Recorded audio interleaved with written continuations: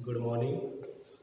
देखिए, आज अपना टॉपिक रहेगा नर युग्मकोद्भिद का परिवर्तन। नर युग्मक के बारे में हमने पढ़ा था, लघु बीजाणु की संरचना पढ़ी थी हमने। तो जो लघु बीजाणु बनते हैं उसको मैंने बताया था आपको कि प्रथम जो पीढ़ी होती है उसे अपन क्या बोलते हैं, लघु बीजाणु। नर युग्मकों की प्रथम पीढ़ी क्या होती है, लघु बीजाणु। अब उस लघु बीजाणु का आगे परिवर्तन कैसे होता है, कैसे विकास होता है उसका, तो देखिए नर युग्मक का जो परिवर्तन है यहाँ पर वो दो चरणों में होता है। दो चरणों में, एक तो पहला चरण होता है, एक होता है दूसरा। पहले चरण में परागण, ये जो पहला चरण होता है वो परागण की क्रिया से पहले संपन्न होता है, जबकि दूसरा चरण है वो परागण की क्रिया के बाद। परागण आप जानते हैं, कोई लघु या पराग कणों का वर्तिकाग्र पर पहुंचना क्या कहलाता है, परागण कहलाता है। पराग कणों का वर्तिकाग्र पर पहुंचना क्या कहलाता है, परागण। तो ये क्रिया तो परागण से पहले होती है और ये क्रिया परागण के बाद में होती है। तो जैसे ही लघु बीजाणु बने, लघु बीजाणु कहां बने थे, जो मैंने बताया आपको लघु बीजाणु कहानी है, उस गुहा में क्या बने थे, लघु बीजाणु बने थे। अब जो लघु बीजाणु है वो 4 थे साथ में, तो वो अलग अलग हो गए और सभी अलग होने के बाद मैंने आपको स्ट्रक्चर बताई थी, संरचना। एक तो परत होती है इसकी एक्साइड, दूसरी कौन सी होती है, इंटर। ये परत होती है और व्यक्तिका केंद्रक जीवद्रव्य पाया जाता है। तो ये जो क्रिया है वो कब संपन्न होती है, परागण से पहले। जैसे ही लघु बीजाणु परिपक्व होते हैं उस समय जो लघु बीजाणु है उसमें कौन सा विभाजन होता है, समसूत्री विभाजन होता है। कौन सा विभाजन होता है, समसूत्री। यानी ये भी एन है तो ये भी कौन सा होगा, एन। अब जब समसूत्री विभाजन होता है तो इसके अंदर, इस परागकण के अंदर दो कोशिकाएं बनती है। दो कोशिकाएं बनेगी। पहली बनेगी जो बड़ी कोशिका है, एक बड़ी कोशिका बनती है, एक कौन सी बनती है, छोटी कोशिका। बड़ी कोशिका बनती है वो क्या कहलाती है, काय कोशिका कहलाती है। जबकि जो छोटी कोशिका बनती है वो कौन सी कोशिका कहलाती है, जनन। अर्थात ये कहेंगे अपन लघु बीजाणु है उसके अंदर समसूत्री विभाजन होता है और समसूत्री विभाजन के दौरान दो कोशिका बनती है, काय कोशिका, दूसरी कौन सी है, जनन कोशिका। अब पहली बात करेंगे काय कोशिका के बारे में। तो काय कोशिका है ये बड़ी होती है, प्रारंभ में इसका केंद्रक गोल होता है, परंतु बाद में कौन सा आता है, अनियमित। और इसमें आरएनए और प्रोटीन की मात्रा क्या होती है, अधिक। यानी काय कोशिका है उसमें केंद्रक जीवद्रव्य अधिक होता है, उसके साथ में इसमें आरएनए की मात्रा और प्रोटीन की मात्रा क्या होती है, अधिक होती है। और जो परागनली बनती है, अर्थात हम कहेंगे परागण क्रिया के बाद में जो परागनली बनती है, ये परागनली है। ये परागनली किसके दौरान निकली हुई है, इसी कोशिका के द्वारा निकलती है। यानी काय कोशिका के द्वारा ही परागनली बनती है। तो परागनली का निर्माण कौन सी कोशिका करती है, काय कोशिका करती है। फिर दूसरा पार्ट कौन सा है, जनन कोशिका। जनन कोशिका है वो आकार में क्या होती है, छोटी।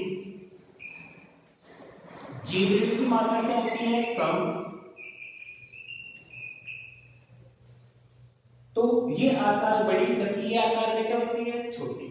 अब ये जो जनन कोशिका है ये केंद्रक है वो आगे चलकर, अर्थात हम कह सकते हैं परागण की क्रिया के बाद में जो नर युग्म बनाएगा, दो नर युग्म बनते हैं, प्राथमिक और द्वितीयक, वो इसी द्वारा बनते हैं। अर्थात ये प्राथमिक नर युग्मक और द्वितीयक नर युग्मक कौन सी कोशिका के द्वारा बनते हैं, जनन कोशिका के द्वारा बनते हैं। तो फर्स्ट, सबसे पहले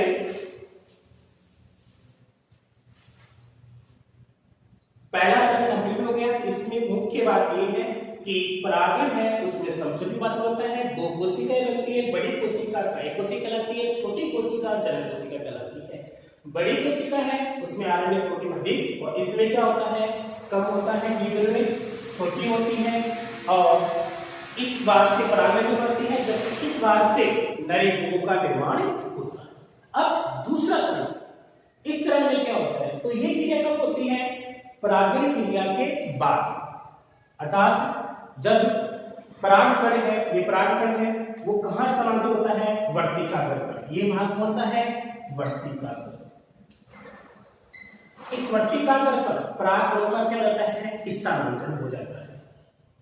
जब स्थानांतरण हो जाता है तो ये कोशिका कौन सी है,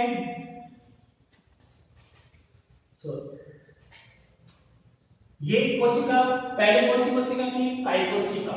तो ये काय कोशिका, मैं इसको काय कोशिका लिखता हूं, ये जन कोशिका, ये काय कोशिका। अब इसके अंदर पहले जो काय कोशिका का केंद्र आता है किसका निर्माण करता है, पराग नली का निर्माण कर देता है।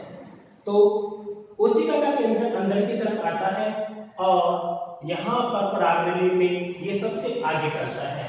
तो इस केंद्र को मैंने, आप ये लो, इसको रेड कर लो चाहे इसको, तो ये केंद्र है वो कहां पे आता है, पराग नली में। तो जैसे ही आता है तो इससे अपन क्या बोलते हैं, नलिकीय केंद्रक। क्या कहते हैं, नलिकीय केंद्रक कहते हैं। तो काय कोशिका का केंद्रक आकर क्या बनाता है, पराग नली बनाता है। तो इसमें केंद्रक जाकर कौन सा केंद्रक बनाता है, नलिकीय केंद्रक बनाते हैं। फिर उसके बाद में ये कोशिका का केंद्र आगे चलकर क्या हो जाता है, नष्ट। यानी काय कोशिका है उसका केंद्र क्या कहलाता है, नलिकीय केंद्र। और इस केंद्र की कुछ समय पश्चात क्या हो जाता है, नष्ट। जबकि जब ये निकलती है पराग नली तो इसमें काय कोशिका केंद्र में क्या हो गया है, नष्ट। अब कौन सी कोशिका बच जाती है, जनन कोशिका। अब जनन कोशिका का केंद्र है वो कहां प्रवेश करता है, पराग नली में प्रवेश करता है। और पराग नली में ये विभाजित होकर क्या बनाता है, दो नरयुग्मक बनाता है, प्राथमिक नरयुग्मक और क्या बनाता है, द्वितीयक नरयुग्मक। ये दोनों आगे निषेचन की क्रिया के अंदर भाग लेते हैं। इस प्रकार से प्राथमिक और द्वितीयक नरयुग्मक का निर्माण किसके द्वारा हुआ, जनन कोशिका के केंद्र द्वारा। या आप कहेंगे जनन कोशिका है उसके दौरान किसका निर्माण होता है, प्राथमिक और द्वितीयक नरयुग्मक का, जो आगे निषेचन की क्रिया में भाग लेते हैं। इस प्रकार से नरयुग्मकों का क्या होता है, परिवर्तन होता है। चलो यहां पर एक क्वेश्चन मैं आपसे पूछता हूं और आप उसके बारे में जरूर उत्तर देना, कमेंट बॉक्स में डाल देना। अब क्वेश्चन ये है कि यदि किसी से रिलेटेड है, परागकण से रिलेटेड है, कि पहला क्वेश्चन तो है परागकण लंबे समय तक सुरक्षित क्यों रहते हैं।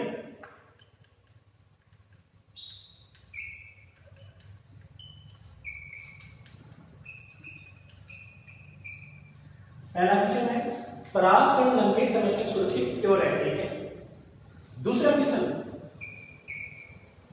200 परागकण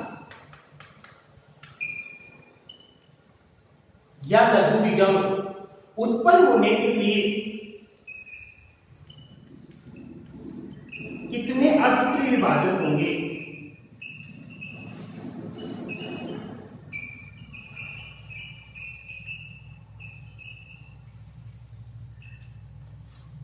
क्वेश्चन 2, 200 परागकण बनने के लिए कोशिका में कितने अर्धसूत्री विभाजन होंगे। संख्या बतानी है कितने विभाजन के दौरान 200 परागकण बनेंगे। दो क्वेश्चन के आप आंसर जरूर बताएंगे सभी बच्चे। Thank you.